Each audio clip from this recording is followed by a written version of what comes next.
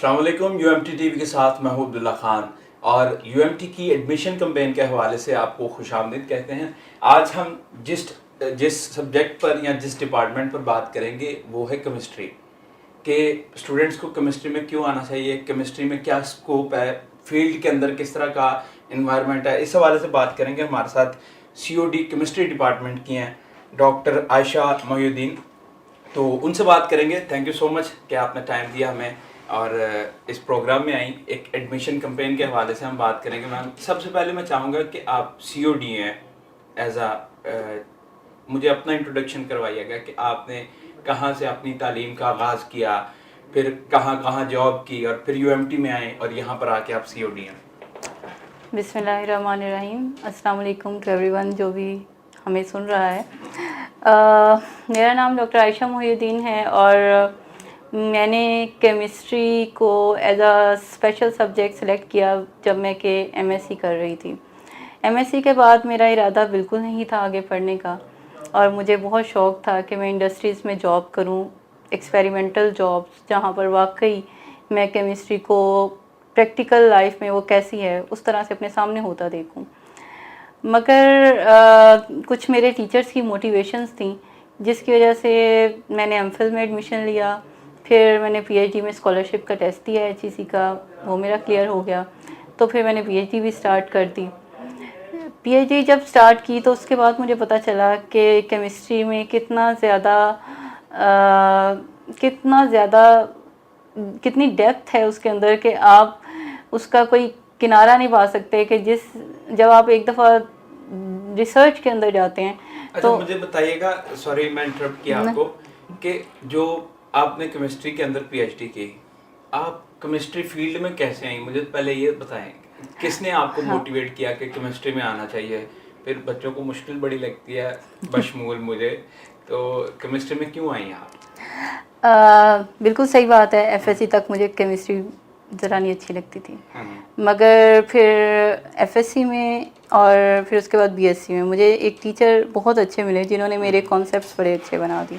अच्छा। उसके अलावा मुझे ये पता चला कि केमिस्ट्री की मार्केट वैल्यू बहुत ज़्यादा है और केमिस्ट्री के एग्जैक्टली अच्छा। तो केमिस्ट्री के लोग कभी जॉबलेस नहीं रहते अनलेस दे वांट। तो चूँकि मैं थोड़ी सी प्रैक्टिकल किस्म की बंदी हूँ, हो रहे हैं मेरे सामने। अच्छा। मैं चूँकि प्रैक्टिकल किस्म की बंदी हूँ तो इसलिए फिर मैंने केमिस्ट्री को एज अ प्रोफेशन चूज़ किया क्योंकि मैं अपने पैरों पे खड़ा होना चाहती थी। सही। अच्छा, मुझे ये बताएं कि आप फिर यूएमटी को ज्वाइन किया, यहाँ पर सीओडी हैं। इस हवाले से हम बात करेंगे कि स्टूडेंट्स यूएमटी में आना चाहते हैं, केमिस्ट्री पढ़ना चाहते हैं, तो क्यों पढ़ें स्टूडेंट्स और क्यों पढ़ना चाहिए केमिस्ट्री को? केमिस्ट्री की सबसे इम्पोर्टेंट बात ये है जो मैंने आपको बताई कि जिसकी वजह से मैंने केमिस्ट्री को सेलेक्ट किया है कि केमिस्ट्री के लिए मार्केट में बहुत ज़्यादा जॉब अपॉर्चुनिटीज़ हैं। पाकिस्तान में आप देखेंगे कितनी ज़्यादा इंडस्ट्रीज़ हैं। टेक्सटाइल की इंडस्ट्री है, फार्मास्यूटिकल इंडस्ट्री है, पेंट इंडस्ट्री है, लेदर इंडस्ट्री है। हर इंडस्ट्री में केमिस्ट की जॉब है। सही। फिर आप देखें कि कितने ज़्यादा एजुकेशनल इंस्टीट्यूट्स हैं पाकिस्तान में। सही। स्कूल्स देखें कितने ज़्यादा हैं, कॉलेजेस देखें कितने ज़्यादा हैं, यूनिवर्सिटीज़ का भी नंबर बढ़ा है। तो हर स्कूल जो कि मैट्रिक लेवल तक है, हर कॉलेज जिसमें साइंस पढ़ाई जाती है उसमें केमिस्ट लाजमी चाहिए। सही। ठीक है, मतलब टीचर्स वगैरह बीइंग टीचर, सही। इंडस्ट्रीज़ में प्रोफेशनल वो लाइफ है।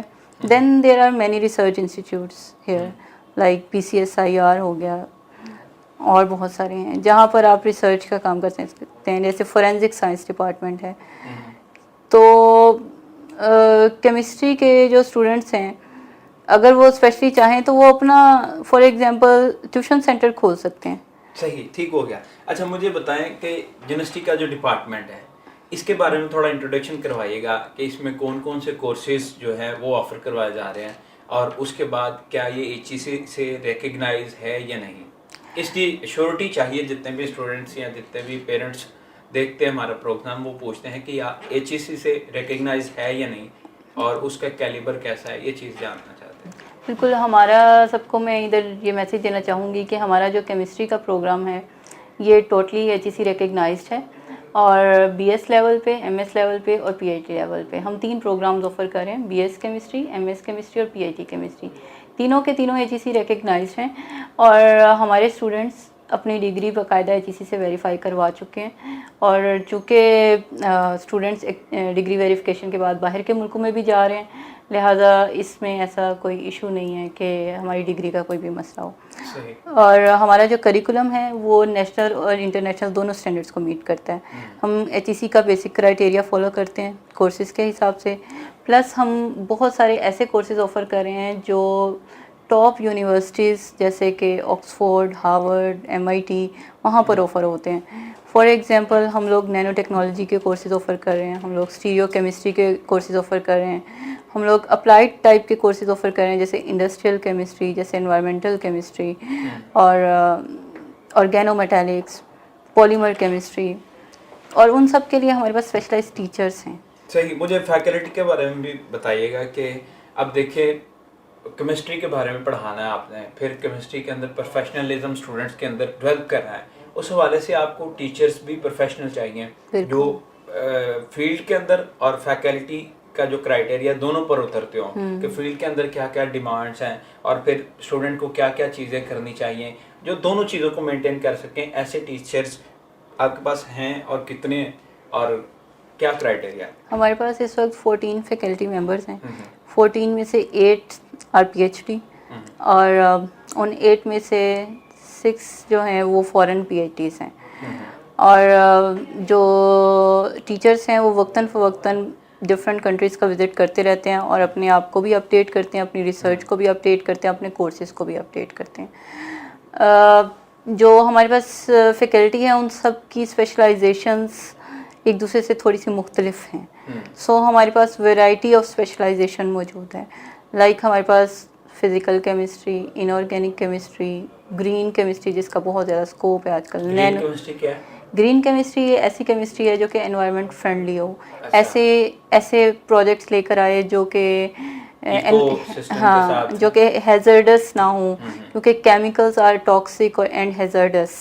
सो वो ऐसे प्रोजेक्ट्स डेवलप करें जिनमें टॉक्सिक केमिकल्स को रिप्लेस करें एनवायरनमेंट फ्रेंडली। बहुत एक कॉमन सी बात है, अब आपने देखा भी होगा कि ऐसे प्लास्टिक बैग्स आगे हैं जो कि बायोडिग्रेडेबल हैं। आप उनको ज़मीन में दबाएं, बैक्टीरियाज उनको ख़त्म कर देते हैं। तो हमारे पास भी टीचर्स ऐसे काम कर रहे हैं जो इन बायोडिग्रेडेबल साइंटिस्ट कहेंगे। बिल्कुल। अच्छा, मुझे ये बताएं कि मैम ऐसे स्टूडेंट्स जो एक ख्याल करते हैं यार मैं इनोवेशंस करूं, ऐसी चीज़ें बनाऊं, उस हवाले से फिर लैब्स भी चाहिए, फैसिलिटीज़ चाहिए जो स्टूडेंट यहाँ पर काम कर सकें। यूएमटी के अंदर क्या ऐसी लैब्स हैं जो यहाँ पर स्टूडेंट्स प्रैक्टिकल कर सकें और ऐसी ऐसी चीज़ें इंट्रोड्यूस करवा सकें कि यार ये भी चीज़ है सोसाइटी में, ये भी है बेहतर से बेहतर बनाने के लिए? यूएमटी के पास कितनी लैब्स हैं जहाँ पर स्टूडेंट काम कर सकते हैं?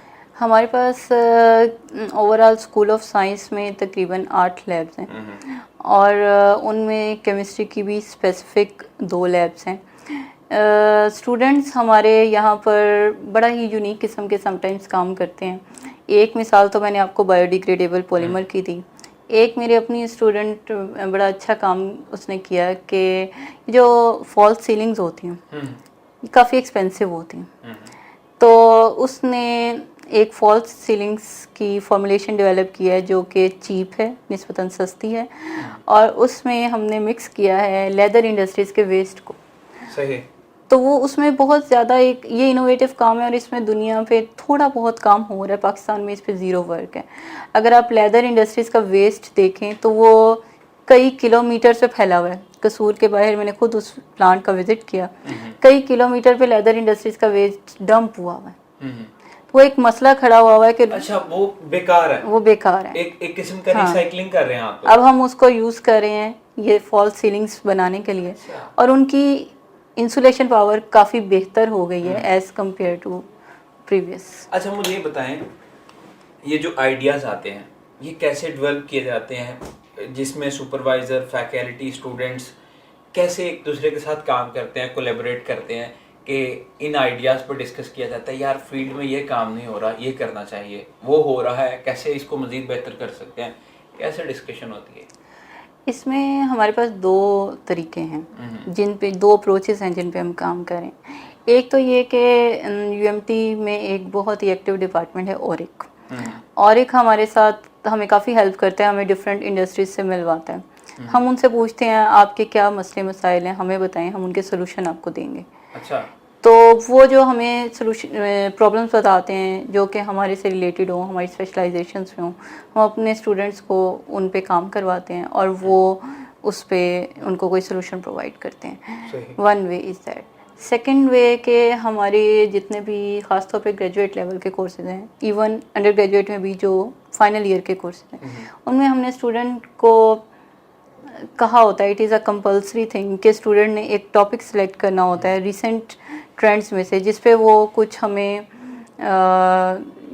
लेटेस्ट रिसर्च की इंफॉर्मेशन दे और उसमें से डिग आउट करे कि क्या इस वक्त दुनिया में लेटेस्ट रिसर्च चल रही है और उनको मैं किस तरह अप्लाई कर सकता हूँ पाकिस्तान के लिए। अच्छा। फॉर आवर नेशनल प्रॉब्लम्स हम इसको किस तरह सॉल्व कर सकते हैं, जैसे एनर्जी का क्राइसिस है, जैसे रिसाइकलिंग के इश्यूज़ हैं, जैसे एग्रीकल्चर के इश्यूज़ हैं। प्लास्टिक बैग का बड़ा इशू है। हाँ वो जी। जैसे तो प्लास्टिक बैग्स के लिए रिसाइकलेबल बैग्स जो हैं वो अब हम लोगों ने भी उस कुछ पे काम